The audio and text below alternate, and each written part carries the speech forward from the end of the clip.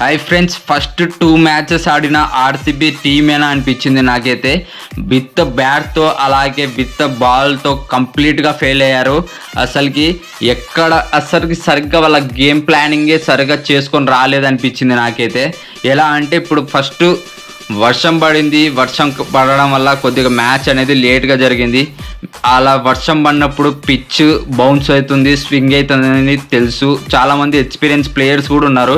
But అలా ఒక్కరు కూడా స్టాండ్ తీసుకోకుండా ఆడకుండా వచ్చినట్టు ఊపి అనవసరంగా వికెట్స్ అయితే ఇవ్వడం జరిగింది.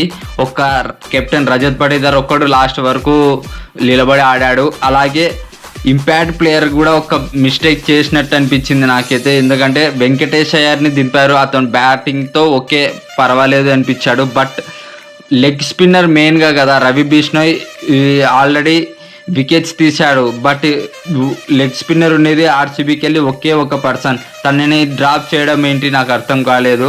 అసలుకి వైభవ్ సూర్యవంశీ అలాగే ధ్రువ్ జురేల్ మామూలుగా బ్యాటింగ్ చేయలేదు, ఊరా మాస్ లెవెల్లో బ్యాటింగ్ చేశారు. ఆర్సీబీ నుంచి ఒక బౌలర్ 15 బాల్స్కి 50 రన్స్ ఇచ్చాడు. ఆ బౌలర్ ఎవరో మీకు తెలిస్తే చెప్పండి. అలాగే సండే రోజు ముంబై ఇండియన్స్తో మ్యాచ్ ఉంది. ఆ మ్యాచ్లో ఆర్సీబీ కూడా కంబ్యాక్ ఇస్తుందా లేదా, మీకు ఏమనిపిస్తుందో చెప్పండి.